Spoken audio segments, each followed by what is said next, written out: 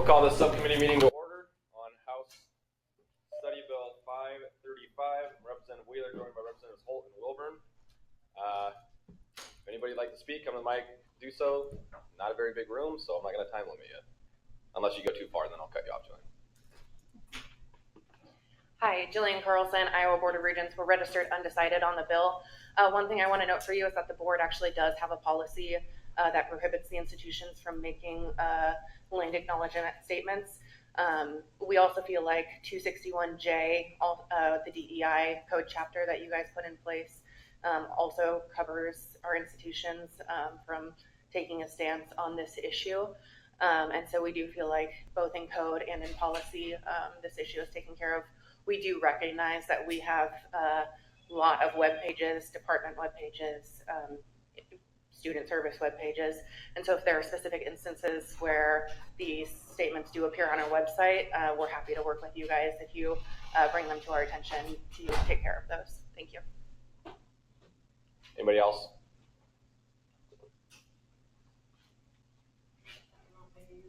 Yes, please. Jane Robinette, live in Urbandale. I oppose this bill. When I first saw the bill, I couldn't figure out what was so urgent about this issue that you had to schedule a subcommittee with less than 24 hours notice, again, to pass a ban on land acknowledgement statements. As a non-Indigenous white Iowan, I have heard many of these statements at events I've attended in recent years.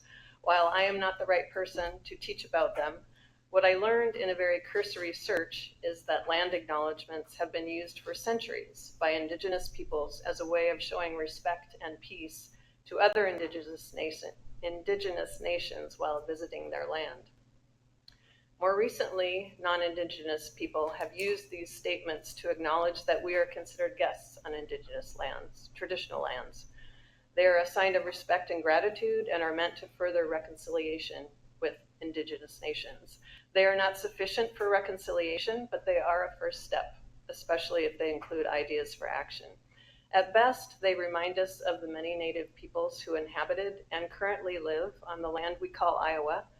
They might inspire interest and curiosity about our history and prod us to be aware of the Indigenous people in our midst and do more to move toward reconciliation and justice. At worst, they may be something that people don't even listen to, but maybe someday they will. Why is this practice worthy of a state legislative ban? What harms do they cause? We have so many important issues facing our state, and this is not one of them. Please reject this bill. Thank you. Thank you. Seeing nobody else, Steve, Representative Holt. First of all, your statement was completely inaccurate.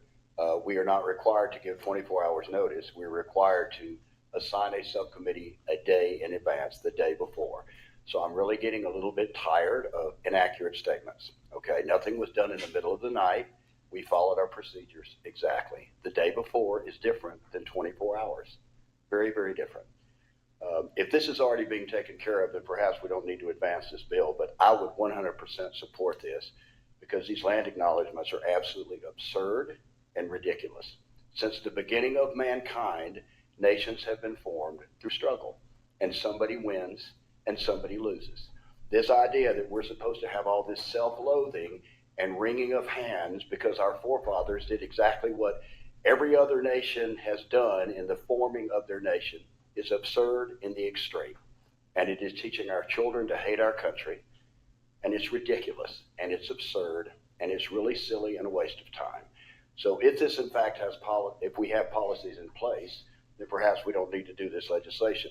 But not because it isn't important, because I think these things are absurd in the extreme, and they're one of the reasons that half of our young people today, or more than half, would not fight for the country were we to be attacked. So I think it's extremely important, and I could not disagree with you more on every point that you made, including your inaccurate statement about how subcommittees are formed.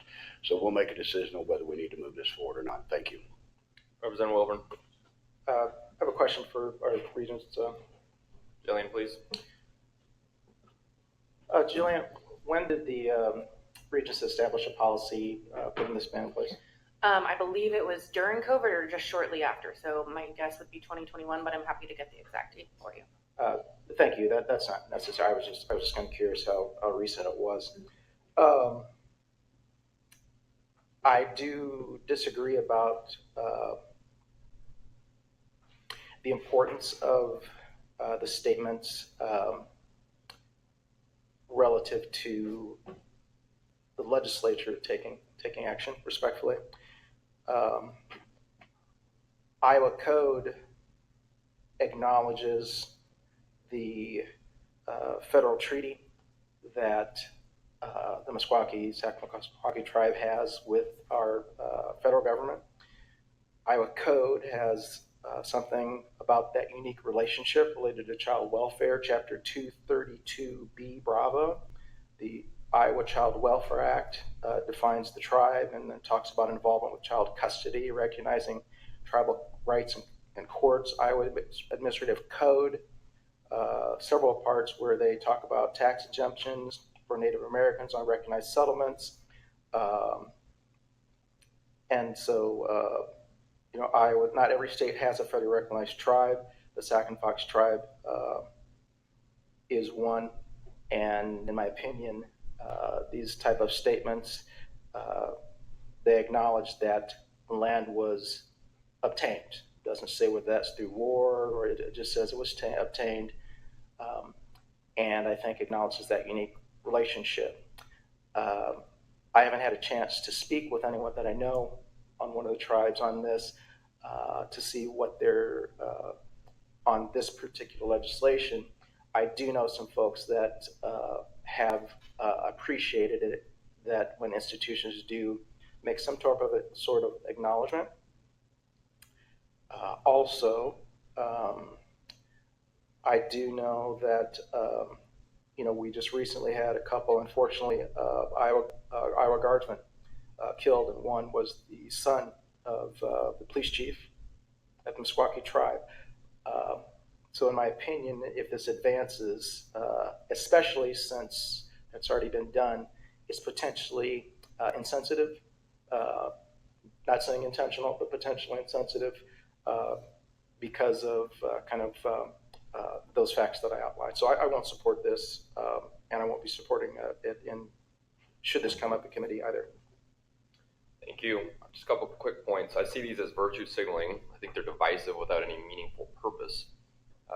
I actually think the goal of land acknowledgements is it's basically to undercut the Constitution of the United States, our legitimacy as a nation. That's how I've always seen it. With that being said, Jillian, I'll follow up with you. Steve and I are busy. I don't think we want to waste our own time either. So if we think it's already taken care of, we'll figure that out. So as of now, we're going to take no action. We'll have further conversations. Thank you, guys.